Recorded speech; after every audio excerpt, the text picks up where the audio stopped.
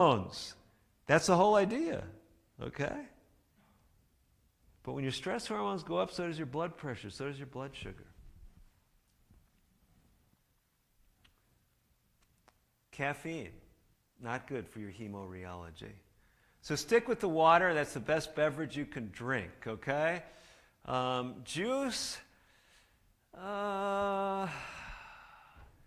if you're trying to gain weight, it might have a place. But most of my patients over the years have not been trying to gain weight. Juice gives you lots of calories, but relatively little satiety, relatively little satisfaction. And we're going to find that one of the things that worsens your blood fluidity is carrying extra pounds. So for most people, juice is not their friend. But let's talk about something you can ingest that is good beside water. We don't want you just thinking you can survive on water alone. That is not compatible with life. You know, you will actually starve to death if all you have is water. So you need to eat some good foods. And the foods that are the best to eat as far as your blood fluidity are the things you find in the produce section. Now, have any of you been in a health food store recently? Okay, some of you have. If you walked into a health food store and you said, what are the best-selling things in your health food store? It's likely that a number of them would be, well, things like we've illustrated here, lycopene and resveratrol and zeaxanthine and lutein. All of these things are what we call phytochemicals. Remember we mentioned that last night when we talked about blood pressure? Phytochemicals are these plant compounds. And among the phytochemicals are many that help blood fluidity. I'll tell you a true story. How many of you actually caught what my last name is? Did any of you catch what it was? Derose. Oh, you're a step ahead. It was originally Derose. This is where I'm going. So that's the family name was originally Derose, not Derose. So where do you think? Well, I'll tell you. 3 of my grandparents were born in the same foreign country. Would any of you like to guess what country they were born in? Whoa, you are on a roll. That's exactly where they were born. Did you read my biography before coming tonight? Oh, okay. So they were born in Italy. And my grandfather, my mom's father, Santo, lived into his 90s. I have to tell you something about Santo. I am convinced that Santo never took an anthocyanin supplement. I'm convinced. I have no doubt in my mind. Furthermore, I am convinced that Santo never heard of anthocyanins. So true or false? Because he never heard of them, he never took a supplement, he never got the benefits of anthocyanins. True or false? Whoa, that was a resounding false, and that was so correct. Because Santo ate lots of foods that were rich in anthocyanins, even though he'd never heard of them. You see this list here? I checked with my mom not all that long ago. I said, I was in Grandpa and Grandma's house many times. I said, I don't think I could ever remember a time where there weren't tomatoes or tomato sauce and onions and garlic in their house. Is that your memory? And she said, yes, they always had those things in their house. Okay? So what was Santo eating lots of? Anthocyanins. Now, why do I tell you this? Because a lot of people today, in fact, people often ask me this when I'm traveling giving health lectures. They'll say, well, Dr. Derose, what do you think of this supplement? Or I heard this report. Or I saw this YouTube video, and they were talking about this supplement, this phytochemical. And here's my response. If you want to get cutting-edge phytochemistry, eat the whole plant food. Because there's things in those plants that we haven't even discovered yet, okay? My grandfather lived long before anthocyanins were ever discovered. You can look into the history. They were discovered during his lifespan. But my point was, if you're waiting for the scientists to tell you, oh, there's this amazing compound, and you know how the supplement industry works. They're not going to tell you that amazing compound is in cauliflower, because you can just walk in the grocery store and buy it. But they'll tell you it's in, this rare berry that grows in the Himalayan mountains, or this rare fruit that's only found in the Amazon. Okay, the fruit may only be found in the Amazon, but the compound is found in all kinds of plants. Where am I going with this? You can spend hundreds. I've actually had patients, I'm joking a little bit, but I've had patients over the years that will come into my office, they'll say, bring in your supplements, they bring like a shopping cart in. Like I said, I'm exaggerating, but a big bag, okay, of all these supplements. And the point is, most of them would be better off if they just eat more fruits and vegetables. So, my point is, these powerful phytochemicals, let's look at these anthocyanins. What do they do? Because I'm trying to make a case that they help your blood fluidity. Here's just some of the benefits of, this is just one class of phytochemicals. There's hundreds. Actually, thousands of phytochemicals. They're antioxidants. Anything that's an antioxidant generally improves blood fluidity. They help your blood vessels relax. That helps with blood flow. They're anti-inflammatory. Anything that's anti-inflammatory generally helps with blood fluidity. They activate cartilage repair. Any of you with bad joints, don't raise your hand, but if you want to help your joints, what should you be eating more of? Anthocyanins, okay? They have anti-cancer properties. Amazing stuff, isn't it? Makes you want to just leave the lecture and rush off to the grocery store, doesn't it? Well, hang in there. We're going to finish pretty soon. We could go through all kinds of phytochemicals. We list a number of them in the book. But like I said, the plant foods really are the superior way to go. And there's other things in supplements that are often not beneficial. Let's talk about one other thing in your diet, and that is sugar. Is sugar good or bad for your blood fluidity? It is deleterious. More sugar consumed, generally people gain more weight. But even if you don't gain weight, it tends to raise your triglycerides. How many of you have heard of triglycerides? Triglycerides are a blood fat. And the higher the triglycerides are, what do you think gets worse? Would you like to guess? Blood fluidity gets worse. Hemorrheology gets worse. Yeah, if you came in after I described my terms tonight, hemorrheology is the science of blood fluidity. And we have a lay term that I use for blood fluidity. I call it the Methuselah factor. Because Methuselah lived a long time. He had good blood fluidity. So that's what we've been talking about. And we saw how this factor can help us have clearer minds and live longer and have less heart attacks and less strokes and less eye problems. Okay? And now we're saying high sugar, not good for blood fluidity. If you have gout, a lot of people don't know this with gout. High sugar, especially high fructose corn syrup, dramatically increase your risk of gout. Gout is a cause of arthritis, can cause kidney stones. The uric acid can actually deposit in the kidneys and cause kidney stones. Okay. If you go through our free 30-day program, this is one of the things we're going to ask you to do. We're going to ask you to look at labels, okay? And we'll take an example. Let's say you say, Dr. Derose, last night you told me that I didn't really know how to judge how much salt was in something by how it tasted. Did any of you actually, when you went home last night, did any of you look? Do you have any chips or cornflakes? Did any of you check into that? For those who weren't here last night, what I described is that most cornflakes have double or triple the salt in them compared to corn chips. Okay? Next time you go to the grocery store, just look. Okay? So if you're trying to avoid salt, you've got to read labels. It's the same with what 24 divided by 3 is. Do anyone know what the answer is? Yes, the answer is up there if you were struggling. Okay? It's 8. Is that a good number or a bad number? Well, I haven't told you yet, right? Anything 5 or above, we say is fine when you're doing our 30-day challenge, okay? 5 or above. So this would be okay.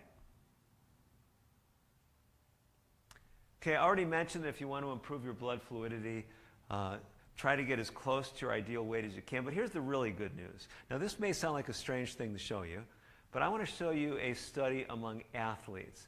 And the reason I'm going through this quickly is we want to give you time for your questions as well. And most all of this is in the book anyway. Some of it's in those free videos I mentioned. 14 athletes. Small study, but enough to make some powerful conclusions. Here's what they found. These are all trim people. They're all thin. But when they even looked at the athletes, the more body fat the athlete had, the worse their blood fluidity. So why did I tell you that? You say, well, I'm never going to be an athlete. Or not anymore. Here's what I'm telling you. Even small changes in body fat improve blood fluidity. That's what that illustrates. They weren't making huge changes because they were all fit and thin. So even if your weight doesn't change on the scale, if you convert some of that fat into muscle, you can improve your blood fluidity. Well, here's the next one. Exercise how often? Well, daily. You say, Dr. Derose, daily? Are you sure? Daily. If you go through the 30-day program, in that program, we have a principle that's been tested in many cultures throughout the world. And there's actually a sound physiology behind it. It is the concept of taking 1 day of rest every week. Have any of you heard of this concept? Some of you have heard of it. You know, some places call it a Sabbath. Yeah, it's powerful. You say, well, exercise daily, though. Why would you say that, then? Shouldn't we take a day off? Just lay in bed, kick back. Well, I recommend even on your day off, you do some physical activity. You say, Dr. Derose, you're treading on thin ice. Well, let me show you a couple of statements. You might find this interesting. Some of you know that this is a Seventh-day Adventist church that we're in. And one of the great health authors of yesteryear was a person by the name of E.G. White. Over 100 years ago, this individual wrote these words. Go out and exercise how often? Every day. Even though some things indoors have to be neglected. And this individual really believed in this concept of a day of rest every week. Wrote a lot about it. But said what? Every day. Go out. Now this is really the same author, same book. It's a little devotional book. It's still in print, amazingly, called My Life Today, page 136. Look at this statement. This is one of the most remarkable statements I've ever read in medical history.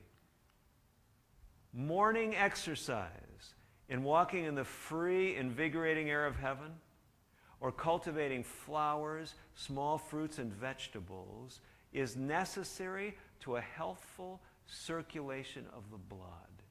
What is the author talking about? The author's talking about hemorrheology, right? Connecting exercise with hemorrheology. Doesn't stop there, though. It is the surest safeguard against colds, coughs, and 100 other diseases. What have we been talking about tonight? Improve your blood fluidity, and you prevent all these diseases. And this person wrote this over 100 years ago. I just find it remarkable. I can imagine when someone read this, way back years ago, they said, oh, what beautiful poetry. Isn't that nice? This is cutting-edge medical science today. Most doctors don't even know it. Written over 100 years ago. I just find it amazing. Does it matter what type of exercise you choose? What do you think? I'll give you a quick answer. Just do something that you like and that you can stick with, okay? You can even do exercise that you don't have to get out of your chair to do. Have you ever seen any of these hand grip things? You ever seen those? You seen those things that you squeeze? They've actually studied this, and they found that using these hand grips things can improve your hemorrheology and lower your blood pressure as much as 13 points. Just doing 8 or 10 minutes a day, 3 days a week for 6 or 8 weeks. So we have the protocol in the book, and I think it's also in the videos as well. Okay, if you didn't have enough reasons to stop smoking, if you're still smoking, it's another reason. You want to improve your blood fluidity, definitely stop smoking. Major risk factor for dementia is cigarette smoking. A lot of people don't know that. Vitamin D, very important. We're getting to that time of year where here in this part of Indiana, you cannot make vitamin D even if you get out in the sun. So a good 3 months out of the year, we cannot make vitamin D here. So what do you need to do? Well, I'll tell you a true story. For a number of years, I lived in the state of Maine. Can't get much further north in the United States than Maine. And I'd ask the old Mainers, did they have to do anything different in the winter than they did in the summer? And you know what many of them told me? They said, our parents made us take cod liver oil. Okay, you did too. Now, why would anyone punish their children with cod liver oil? Well, apparently by observation, they saw that the kids were healthier. Do you know what cod liver oil is a rich source of? Vitamin D. Okay? Vitamin D is important for your bones, for your immune system. I'm very thankful that right now you don't need to take cod liver oil to get vitamin D. You can now just take a vitamin D supplement. But definitely, at least in the winter months, take a vitamin D supplement. How much to take? Most people need anywhere between 2,000 and 5,000 international units per day. It's actually a very small amount. Okay, let's hasten on to the last couple things, and then we'll take your questions. Some of you can be very thankful you don't live in Bergen, Norway. Fully 6 months of the year, they can't make enough vitamin D. You say, well, what's the problem? Problem is the sun doesn't come up high enough above the horizon. Too much of the ultraviolet B rays that you need to make vitamin D are filtered out by the atmosphere. That's why they can't make the vitamin D. Any of you ever met anyone that lived in Bergen, Norway? I did. My wife's father was born in Bergen. Okay? 6 months out of the year, he couldn't make vitamin D. Get adequate sleep every night. Now, some of you realize tonight we're going to finish around 8 p.m. We'll take some questions from you and we'll wind up. Tomorrow night, if you come back, we're starting this series called Revelation's Resiliency Code. We're going to talk about how you can improve your likelihood of dealing with stress and challenges. And I promise you, if someone comes tomorrow night who doesn't really like the Bible, they might not even be a Christian, we're going to have practical things for them too. I'm going to share some amazing things tomorrow night. And that's what we call Revelation. Well, let me do this for you. Some of you, we haven't put anything in your hands. Let me make sure each one of you has not one but two of these tonight, okay? Pastor Edvin here. Make sure everyone has two. Now, why do I want you all to have two of these? So you might say, I already have one. I picked one up last night. Take two. And I want you to challenge you to give at least one of them out. You say, I don't know who to give it to. If you're in the gas station pumping gas, you see someone else pumping gas, say, here's an invitation for you.